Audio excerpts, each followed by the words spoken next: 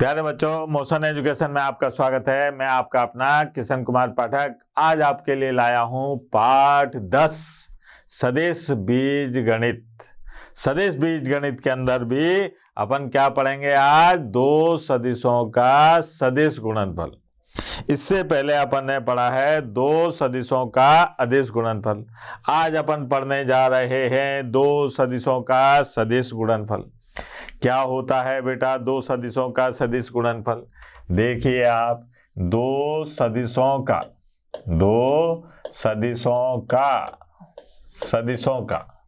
सदिश गुणनफल, इसके बारे में बातचीत करेंगे अपन। दो सदिशों का सदिश गुणनफल। अब बेटा क्या होता है ये दो सदिशों का सदिश गुणनफल? देखें जरा। ये है अपने पास में ए सदिश, इसका सदिश गुणा क्रॉस प्रोडक्ट, ठीक है, बी सदिश के साथ में किया तो ए सदिश का बी सदिश के साथ में गुणा करने पर अपने को एक सदिश राशि प्राप्त होती है, इसलिए अपन इसको सदिश गुणन भी कहते हैं। यहाँ पर ये है अपने पास में ए सदिश का मापांक, बी सदिश का मापांक और साइन थीटा और एन कैप का मतलब अभी बताते हैं। यहाँ पर ए सदिश, बी सदिश और ये एन कैप क्या है। तो यहाँ पर देखिए आप, ये है अपने पास में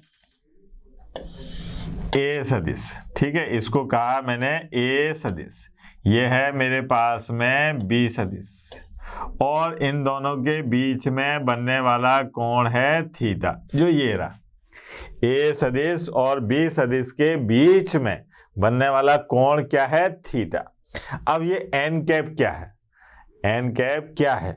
तो ये ए सदिश और बी सदिश दोनों के लंबवत, इन दोनों सदिशों के लंबवत इकाई सदिश है, वो ऐसे। ये क्या है अपने पास में? ए सदिश और बी सदिश, मतलब ये ए सदिश के साथ में भी 90 डिग्री का कोण बनाएगा और बी सदिश के साथ में भी 90 डिग्री का कोण बनाएगा। ये है अपने पास में एन कैप। क्या बताते हैं इसको? N cap. ऐसे समझिए, ये क्या है? ये है अपने पास में ए सदिश, ये क्या है? ये है बी सदिश और ये क्या है? N cap. ए सदिश और बी सदिश के लंबवत इकाई सदिश, ये है एन कैप। ए सदिश, बी सदिश और एन कैप, ठीक है बेटा। तो यहां पर यह आया अपने पास में एन कैप। अब आगे बढ़ते हैं। यहां पर क्या हुआ कि पहली स्थिति नंबर 1, अगर ऐसा हो, यदि थीटा जो है वो बराबर हो, थीटा जो है वो बराबर हो किसके बेटा? 90 डिग्री के। थीटा जो है वो बराबर हो 90 डिग्री के। अर्थात अपन ये कहें कि साहब ए सदिश लंबवत हो किसके? बी सदिश के। तो क्या होगा साहब?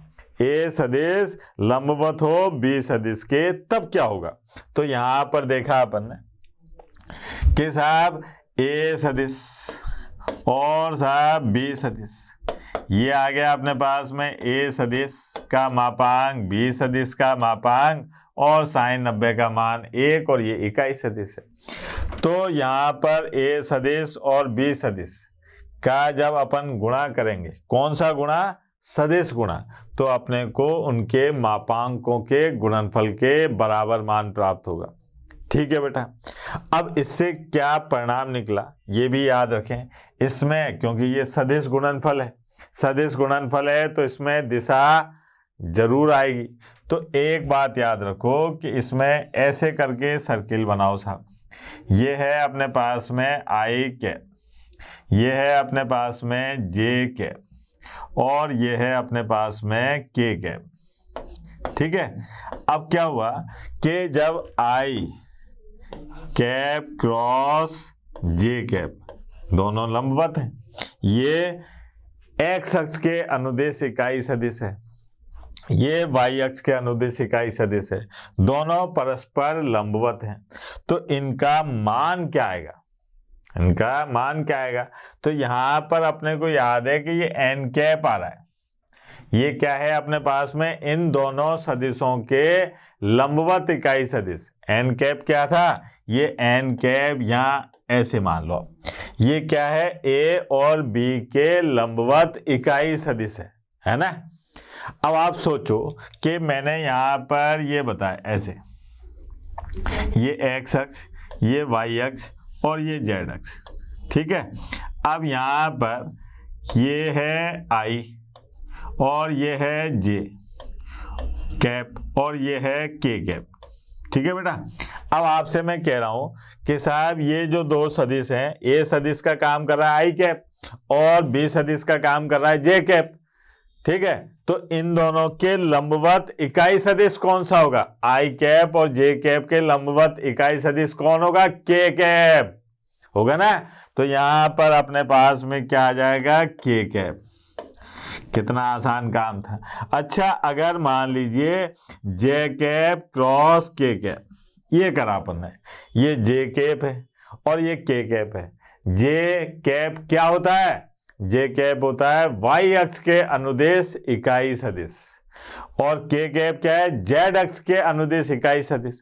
अब जे और के दोनों लंबवत हैं, इन दोनों के लंबवत इकाई सदिश कौन सा होगा? आई कैप। तो ये आ गया बेटा अपने पास में आई कैप। अच्छा, के कैप और साहब के के बाद में क्या आएगा? आई कैप। इसकी बात करें तो यह क्या आ जाएगा अपने पास में? जे कैप। अब देखो, आप जादू दिखाते हैं आपको। जादू क्या बेटा? कि अगर मैं इस सर्किल के हिसाब से ना चलूं, इनके विपरीत चलूं ऐसे, ठीक है, घड़ी की दिशा में ना चलते हुए घड़ी की अगर विपरीत दिशा में चलूंगा तो चिन्ह बदलेगा। जैसे अगर मैं इसको, है ना, यहां पर ऐसे लिख दूं, ऐसे जे क्रॉस आई कैप, तो मुझे प्राप्त होगा माइनस के कैप। क्या प्राप्त होगा? माइनस के कैप। यहां पर मैं के कैप और क्रॉस जे कैप लिखूं तो मुझे प्राप्त होगा माइनस आई कैप। और अगर आई कैप क्रॉस के कैप लिखूं तो मुझे क्या प्राप्त होगा? माइनस जे कैप। ये मिलेगा साहब। तो अपने को ये बात याद रखनी है कि अगर इनकी दिशा इस घड़ी की दिशा में नहीं है तो अपने को चिन्ह बदलना पड़ेगा, ठीक है बेटा। ये है अपने पास में जब थीटा बराबर 90 डिग्री हो, यानी कि ए सदिश और बी सदिश अगर परस्पर लंबवत हैं, परस्पर लंबवत हैं, तो उनका मान किसके बराबर होगा? इसके बराबर, ठीक है। आगे चलते हैं, दूसरी स्थिति पर आते हैं। दूसरी स्थिति में क्या है सर? दूसरी स्थिति में है कि यदि थीटा जो है वो बराबर है किसके? जीरो के, यानी कि या फिर अर्थात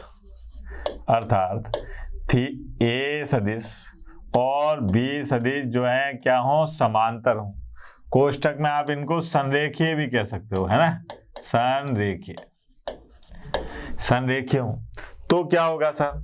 तो होगा, देखो आप, ए सदिश का बी सदिश के साथ में गुणनफल, यहाँ आएगा ए सदिश का मापांक बी सदिश का मापांक और साइन 0 डिग्री और साहब एन कैप। अब ये तो क्या हो गया? ए सदिश और बी सदिश का सदिश गुणनफल आ गया 0। तो ऐसा बताते हैं कि अगर दो सदिश समांतर हैं या संरेखीय हैं, दो सदिश समांतर हैं या संरेखीय हैं, तो उनके सदिश गुणनफल का मान 0 होगा, ठीक है। और अगर दो सदिशों का सदिश गुणनफल 0 के बराबर है तो सदिश संरेखीय भी हो सकते हैं और समांतर भी हो सकते हैं, ठीक है। हो सकते हैं, क्या होंगे, ठीक है बेटा। अब साहब इससे क्या परिणाम मिलेगा कि अगर मान लीजिए आई कैप और आई कैप का सदिश गुणा किया जाए, दोनों समांतर हैं, तो क्या आएगा 0। जे कैप का जे कैप के साथ में सदिश गुणा किया जाए तो क्या आएगा 0, और के कैप का के कैप के साथ में सदिश गुणा किया जाए तो क्या आएगा 0। ये आ गया साहब, ठीक है। तो ये अपने पास में मान आया।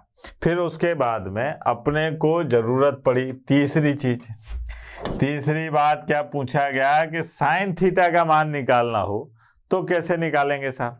तो साइन थीटा का मान निकालने के लिए साइन थीटा ये आएगा साहब a क्रॉस b का मापांक निकाल लो, और भाग लगाओ किसका, a के मापांक और b के मापांक का।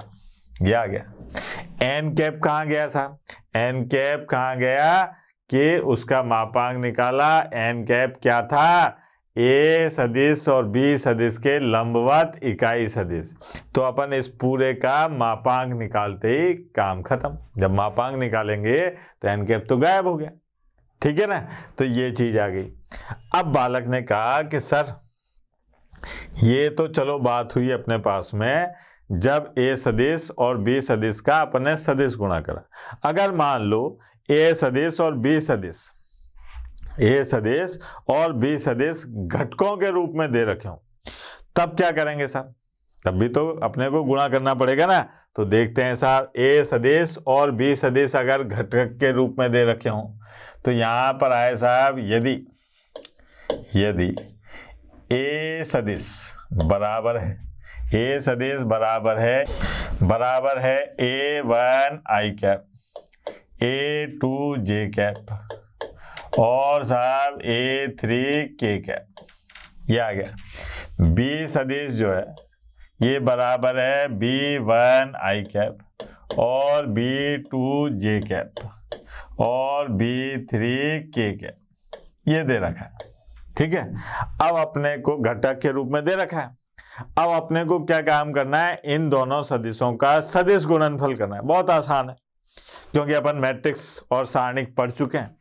तो यहां पर क्या काम करो, ए सदिश का बी सदिश के साथ में सदिश गुणा करो और यहां पर ऐसे करके सारणिक का चिन्ह बनाओ। यहां लिखो आप आई कैप, जे कैप और के कैप, ठीक है। फिर पहले लिखो आप A1, A2 और A3, फिर लिखो आप B1, B2 और B3 और इस सारणिक का मान निकालो। कैसे कि भैया ये सारणिक तो सरल करना आता है ना अपने को।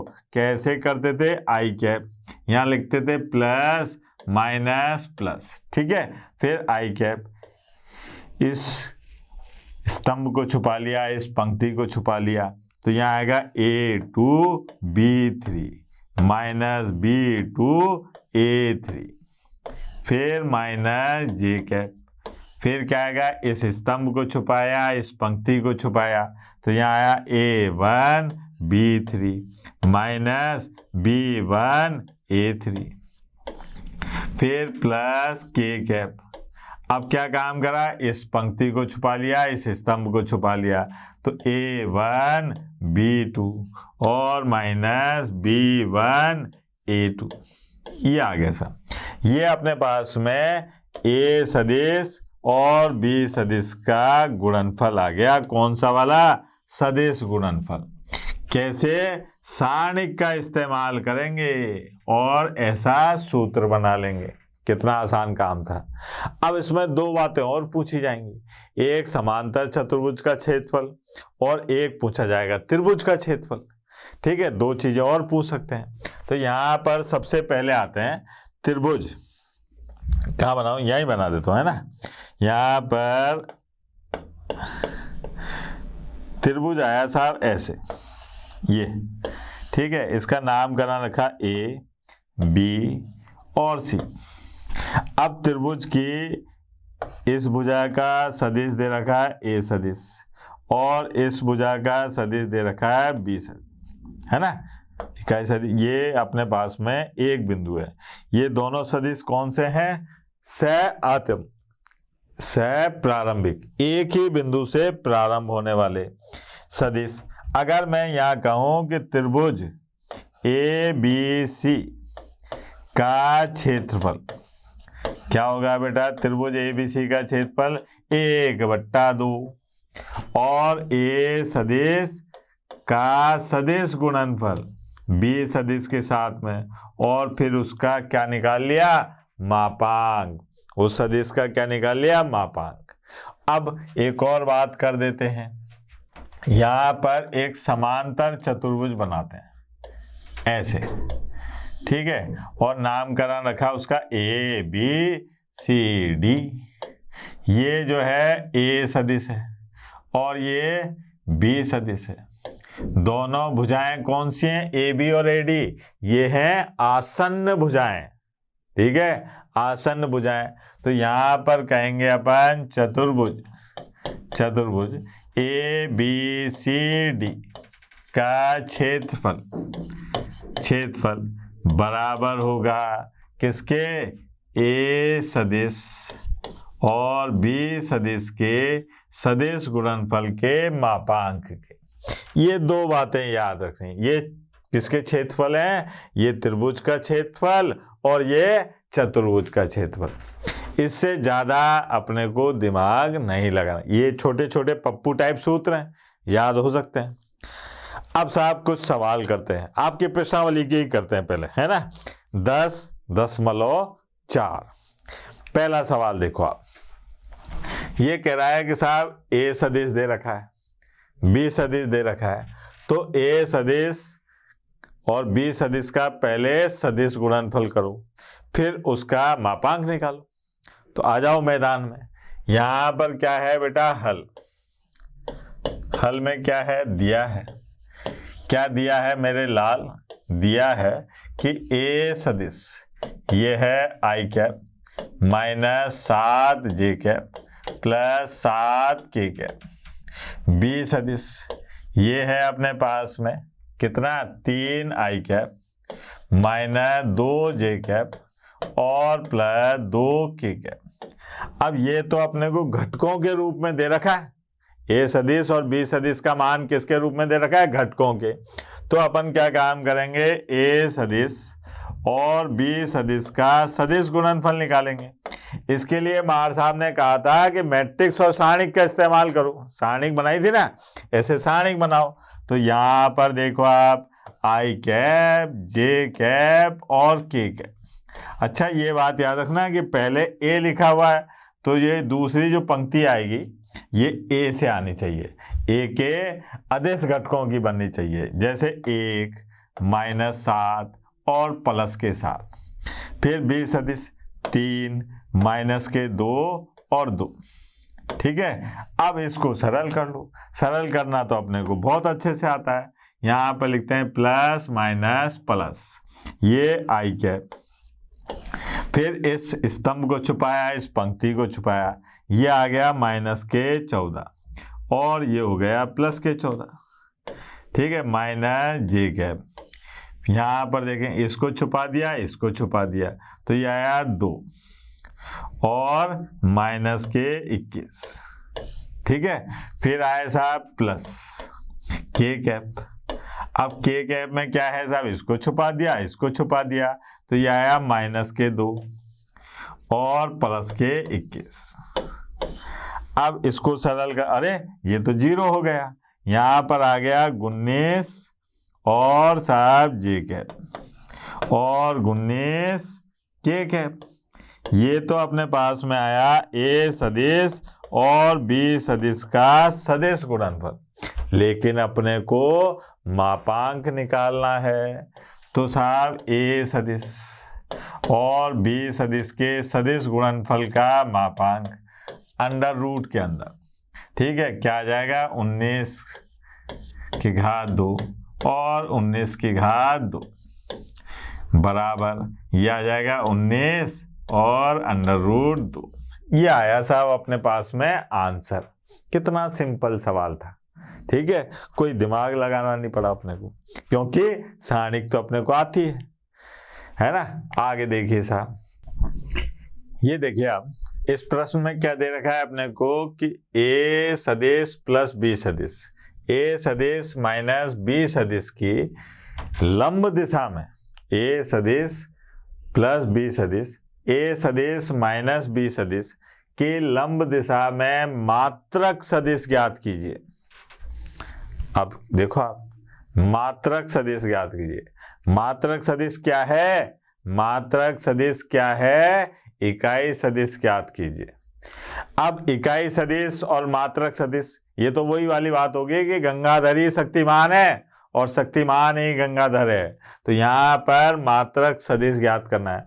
मात्रक सदिश के बारे में तो आप जानते हो। मात्रक सदिश यानी कि इकाई सदिश कैसे निकालते हैं? उस सदिश में उस सदिश के मापांक का भाग लगा देते हैं, यही सूत्र होता है सर। तो यहाँ पर पहला काम ये करें अपन कि सदिश निकालें जिसका अपने को मात्रक सदिश निकालना है। तो सदिश आ गए, देखो आप कैसे निकलेगा। यहाँ पर दिया है क्या दिया है मेरे लाल कि a सदिश का मान 3i cap plus 2j cap और प्लस 2k कैप ये दे रखा है। b सदिश का मान ये दे रखा है i cap plus 2j cap और माइनस 2k कैप, ये आ गया। अब क्या काम करना है अपने को? पहले a सदिश प्लस b सदिश निकालते हैं। ये बराबर कितना आएगा? 4i cap plus 4j cap और प्लस 0k कैप, ये आ गया। फिर a सदिश माइनस b सदिश का मान निकालते हैं। क्या आएगा अपने पास में? a सदिश माइनस b सदिश 2i cap plus 0j cap और प्लस 4k कैप, ये आ गया। अब क्या काम करते हैं कि a सदिश प्लस b सदिश और इसका सदिश गुणा करते हैं a सदिश माइनस b सदिश के साथ में। तो उसके लिए सारणिक का इस्तेमाल करेंगे, i कैप, j कैप और k कैप। अब मान रखो बेटा, यह आ गया 4 4 0 और यहाँ पर आ गया 2 0 4। ये देखो आप, अब सरल करने पर क्या मिलेगा? यह आ गया i कैप और देखो आप 16 माइनस 0, फिर माइनस j कैप, यहाँ पर आएगा 16 माइनस 0, फिर प्लस k कैप, यहाँ पर क्या आएगा बेटा? 0 माइनस 8। तो अपने पास में आ गया 16i cap minus 16j cap और माइनस 8k कैप।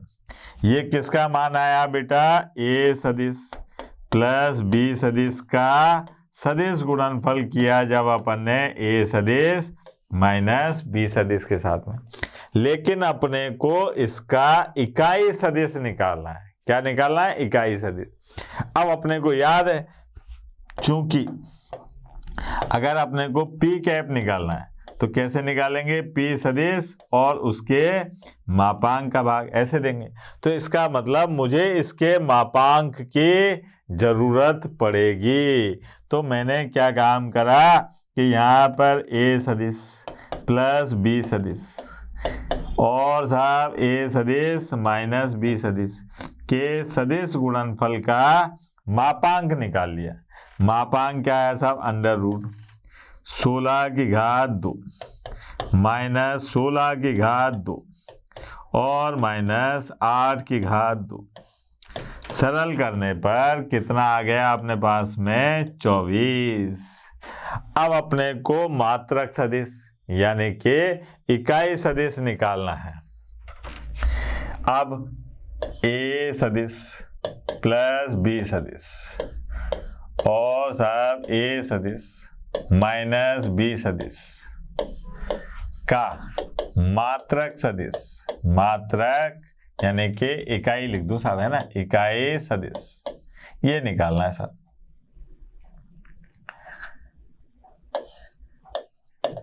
इकाई सदिश, ठीक है।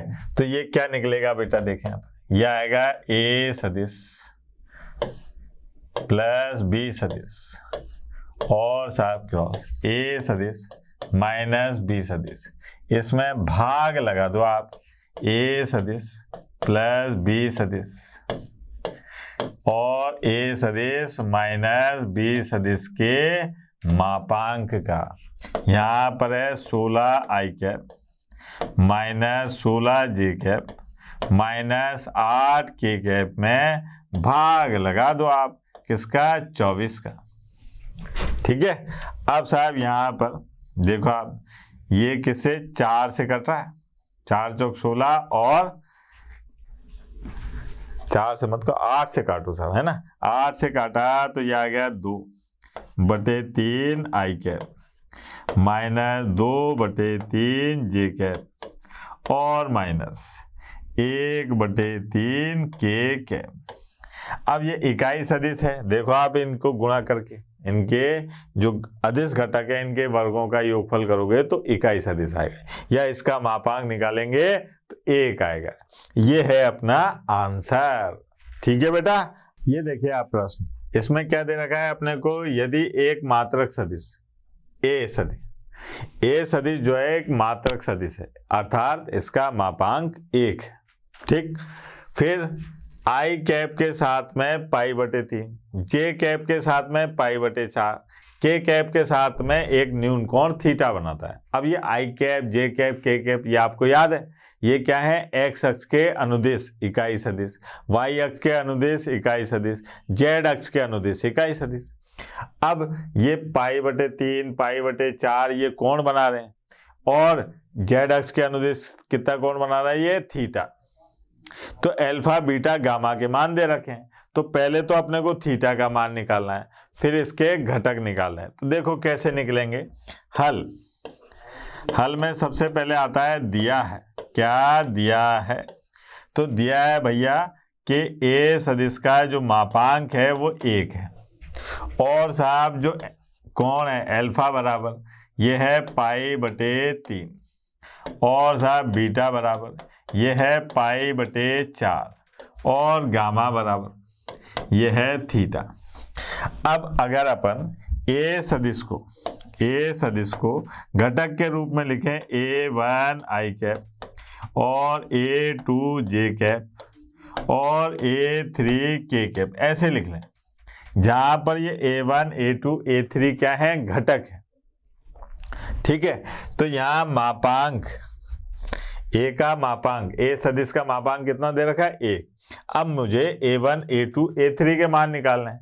आपको याद है ये कॉस अल्फा, ये क्या होता है बेटा, ये होगा A1 बटे ए सदिश का मापांक।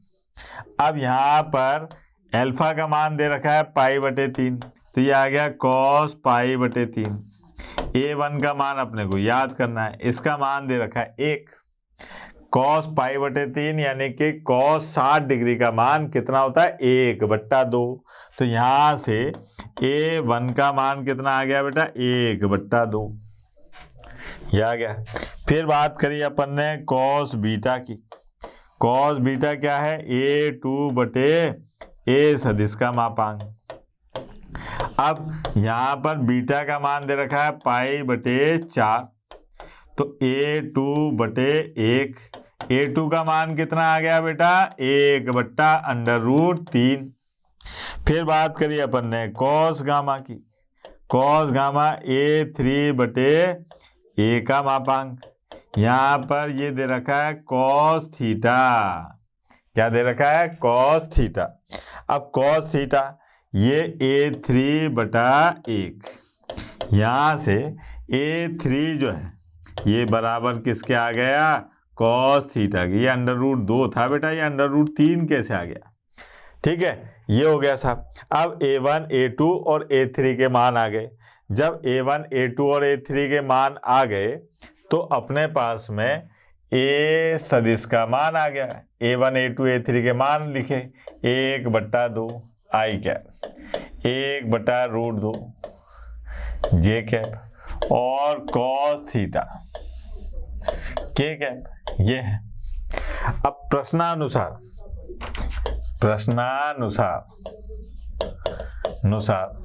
क्या हो जाएगा बेटा, प्रश्नानुसार कि ए सदिश का जो मापांक है वो 1 है, क्योंकि ये मात्रक सदिश है यानी कि इकाई सदिश है। तो यहाँ पर अपन कहेंगे कि अंडर रूट 1/2 की घात 2, 1/√2 की घात 2 और प्लस कॉस स्क्वायर थीटा बराबर 1, दोनों पक्षों का वर्ग कर देते हैं। तो यहाँ बचा 1/4, 1/2 प्लस कॉस स्क्वायर थीटा बराबर 1।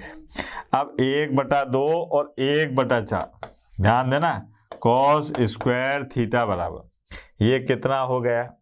ये हो गया 3/4, 1 माइनस 3/4 कॉस स्क्वायर थीटा बराबर ये आ गया 1/4। तो यहाँ से कॉस थीटा बराबर ये आ गया प्लस माइनस 1/2। तो यहाँ से थीटा का मान क्या आ गया भाई? माइनस तो नहीं लेंगे अपन, यहाँ आ जाएंगे π/3। ये हो गया साहब, ये तो थीटा का मान है। फिर उसने पूछा कि ए सदिश के घटक बताओ साहब। घटक वो क्या क्या होंगे साहब? वो होंगे अपने पास में 1/2, 1/√2 और 1/2। ये आ गए साहब, ये अपने पास में क्या आ गए? घटक। घटक और थीटा का मान दोनों निकाल लिया अपन ने। ठीक है बेटा, आगे चलते हैं। ये देखो आप, ये कह रहे हैं कि दर्शाइए, दर्शाइए मतलब सिद्ध कीजिए कि ये बराबर ये होता है। इसमें सिद्ध करने वाले सवालों में क्या होता है? LHS दे रखा है, उसको सरल करते जाओ, RHS ले आओ, या RHS को LHS के बराबर ले आओ। यहाँ पर आते हैं अपन हल। ये कौन सा पक्ष है साहब? बायां पक्ष। बायां पक्ष बराबर ये आ गया A सदिश माइनस B सदिश। इसका सदिश गुणनफल कर रहे हैं अपन A सदिश प्लस B सदिश, है ना। अब यहाँ पर क्या होगा? A सदिश और A सदिश, फिर प्लस A सदिश और B सदिश, फिर माइनस B सदिश और A सदिश, ठीक है, फिर माइनस B सदिश और B सदिश। ये आ गया, कोई दिक्कत? अब ये समांतर है ना, समांतर। तो ऐसी स्थिति में इनका मान तो क्या हो गया? 0 प्लस A सदिश और B सदिश। अब इसको मैंने बदला तो यहाँ आ गया प्लस A सदिश और B सदिश और माइनस ये आ गया 0, चूंकि A समांतर है A के और B समांतर है B के, है ना, इसलिए इनके क्या आ रहे हैं अपने पास में? ये 0 आ रहे हैं। और इसको चेंज करेंगे तो ये माइनस प्लस में चेंज हो गया। अब साहब यहाँ पर देखो, ये दोनों एक जैसे दिखाई दे रहे हैं, तो ये आ गया 2 A सदिश और B सदिश का सदिश गुणनफल, हैंस प्रूव्ड। यहाँ लिख दो इति सिद्धम। कुछ ज़्यादा ही सरल हो गया साहब, ये इतना सरल नहीं होना चाहिए था, ये तो बहुत ज़्यादा सरल हो गया। ठीक है, और देखें अब ये प्रश्न देखिए बेटा, इसमें क्या दे रखा है कि लैम्डा और म्यू के मान ज्ञात कीजिए। लैम्डा और म्यू के मान ज्ञात कीजिए, जबकि ये दो सदिशों का सदिश गुणनफल 0 के बराबर दे रखा है। ठीक है, 0 के बराबर दे रखा है। तो देखें बेटा, यहाँ पर सबसे पहले बात आती है कि दिया है, क्या दिया है मेरे लाल? ये दे रखा है अपने पास में 2i cap plus 6j cap plus 27k cap. ठीक है, इसका सदिश गुणा हो रहा है किसके साथ में? i cap plus lambda j cap और प्लस म्यू k कैप बराबर आ रहा है 0। ठीक, अब यहाँ पर जब सदिश गुणा करते हैं तो कैसे लिखते हैं बेटा? यहाँ पर सारणिक बनाते हैं, लिखते हैं i कैप j कैप और k कैप। अब पहले इसके घटक लिखो, 2, 6, 27। ठीक है बेटा, फिर इसके घटक लिखो 1 लैम्डा और म्यू और बराबर आ रहा है 0। ठीक, अब 0 का आप 0, ये वेक्टर है, यहाँ पर ये भी सदिश दे रखा है, तो यहाँ से अपन इसका गुणा कैसे करते हैं, या प्लस लिख लो या माइनस या प्लस। सारणिक को सरल करना आपको आता ही है। देखें पहले आई कैप, इसको छुपा दिया, इसको छुपा दिया, तो ये आ गया 6 म्यू और माइनस 27 लैम्डा। ठीक है बेटा। फिर माइनस जे कैप, और क्या आएगा साहब, इसको छुपा दिया, इसको छुपा दिया, तो 2 म्यू और माइनस 27। ठीक है। फिर प्लस के कैप, ये आ गया। तो यहाँ पर क्या आ गया अपने पास में, 2 लैम्डा और माइनस के 6 बराबर 0। ये हो गया। अब यहाँ पर देखिए आप कि पहले इसको लक्षण से लिख लो यहाँ पे, क्योंकि ये माइनस वाली बात है।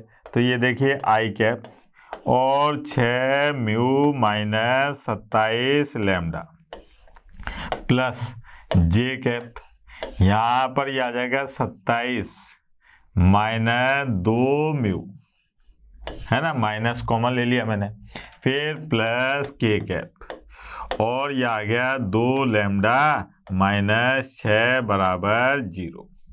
अब इस 0 को मैं ऐसे लिख दूं, 0 आई कैप बराबर, अब 0 सदिश को अपन क्या लिख लेते हैं, यहाँ लिख लेते हैं 0 आई कैप, फिर 0 जे कैप और 0 के कैप, ये लिख लिया साहब। ठीक है बेटा। अब यहाँ पर अपन क्या करते हैं, घटकों की तुलना करते हैं। घटकों की तुलना करने पर देखो आप क्या क्या मिलेगा। ये जो है 6 म्यू माइनस 27 लैम्डा, ये बराबर है 0 के, नंबर 1। ठीक है। नंबर 2, 27 माइनस 2 म्यू बराबर है 0 के, नंबर 2। और साहब 2 लैम्डा और माइनस 6 बराबर है 0 के, ये आ गया नंबर 3। ये अपने पास में 3 समीकरण आ गए।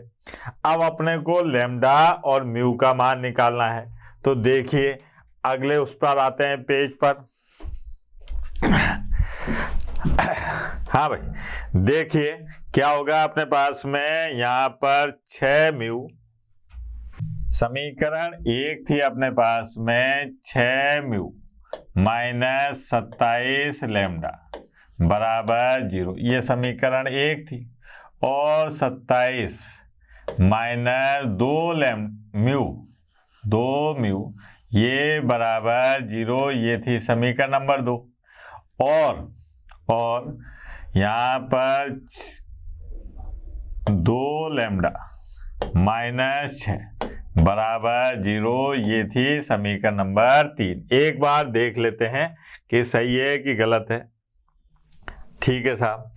अब अपने को लैम्डा और म्यू के बारे में बातचीत करनी है। देख लो एक बार और। लैम्डा और म्यू के मान निकालने हैं। तो यहाँ पर देखो आप समीकरण 2 से म्यू का मान आया अपने पास में 27/2। ठीक है। और समीकरण 3 से लैम्डा का मान आया 3, ये आ गया। ये म्यू का मान आ गया और ये लैम्डा का मान आ गया। अब समीकरण 1 में लैम्डा और म्यू का मान रख देते हैं। अगर इसको संतुष्ट करेगा तो लैम्डा और म्यू का मान सही है। तो देखें भैया, 6 म्यू की जगह पर क्या आएगा, 27/2 माइनस 27 लैम्डा, है ना। तो 27 और लैम्डा की जगह कितना आएगा, 3।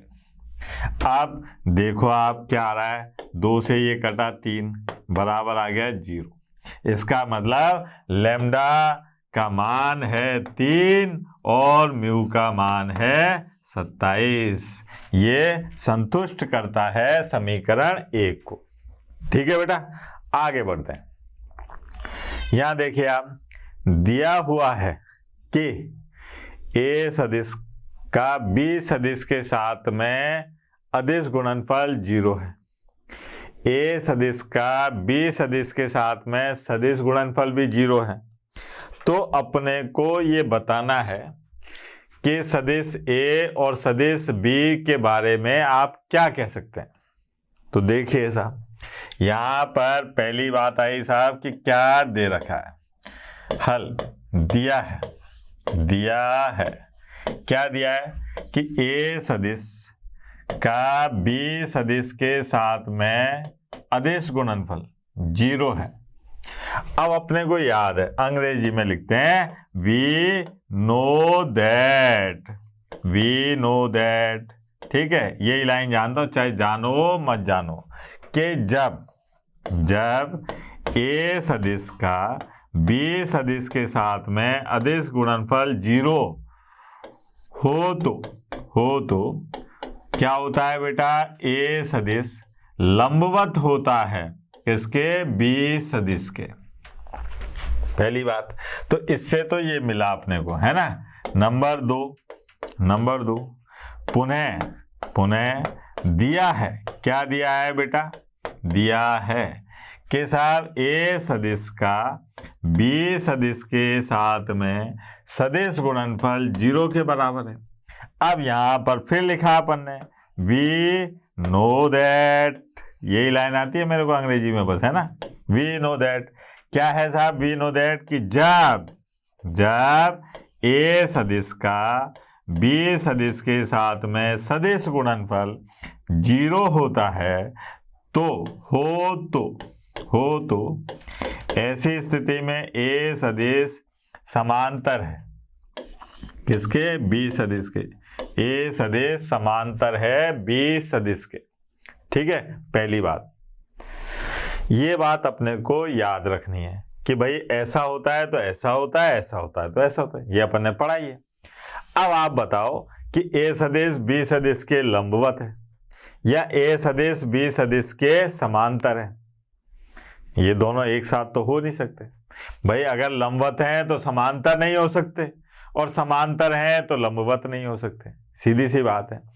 तो फिर ऐसे क्या होगा कि ये दोनों नियमों की पालना हो जाए। कौन से वाले नियमों की, कि उनका अदिश गुणनफल भी 0 आ जाए और उनका सदिश गुणनफल भी 0 आ जाए। तो इससे क्या बात का निष्कर्ष निकलता है कि अतः ए सदिश एवं बी सदिश, ए सदिश एवं बी सदिश लंबवत हों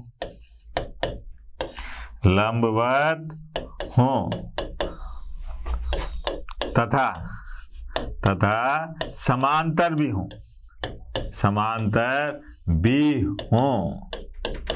ये संभव नहीं है। इसलिए क्या होगा बेटा, इसलिए ये तभी संभव है, यह तभी संभव है जब क्या हो, जब ए सदिश बराबर हो 0 के या फिर बी सदिश बराबर हो 0 के, ठीक है। ए सदिश बराबर हो 0 के या बी सदिश बराबर 0 के हो। देखो आप, अगर ए सदिश 0 के बराबर है ना, तो ए सदिश 0 मान लेते हैं अपन। जब देख लो आप, जब ए बराबर 0 के है तो आप क्या काम करोगे, 0 और बी 0 आ जाएगा, ठीक है, और 0 और इसका ये गुणा करो तब भी 0, ठीक है। और साहब जब बी सदिश 0 के बराबर हो तो क्या होगा, ए सदिश का अदिश गुणनफल यहाँ 0 लिख दो, क्या आ गया 0। अगर यहाँ पर आप इसका सदिश गुणा करो तब भी क्या आ जाएगा अपने पास में, 0। तो ये तभी संभव है कि लंबवत भी हो और समांतर भी हो, तो ऐसा तो हो नहीं सकता। तो ऐसा तभी संभव है जब या तो ए 0 हो या बी 0 हो या दोनों ही 0 हो, ए 0 हो बी 0 हो या दोनों ही 0 हो, ठीक है बेटा, रही बात समझ में। अपन ने 10.4 के कुछ प्रश्नों को हल किया। अब कल की क्लास में अपन 10.4 के शेष प्रश्नों को हल करेंगे, कुछ उदाहरण भी लेंगे। तब तक के लिए टाटा बाय बाय, धन्यवाद। आशा करता हूं हमारे टॉप एजुकेटर का यह लेक्चर आपको पसंद आया होगा। अगर पसंद आया है तो वीडियो को लाइक करिए, चैनल को सब्सक्राइब करिए और शेयर भी करिए, क्योंकि ज्ञान बांटने से बढ़ता है और सही बताऊं तो पुण्य भी मिलता है। मुझे सुनने के लिए बहुत बहुत धन्यवाद। Thank you.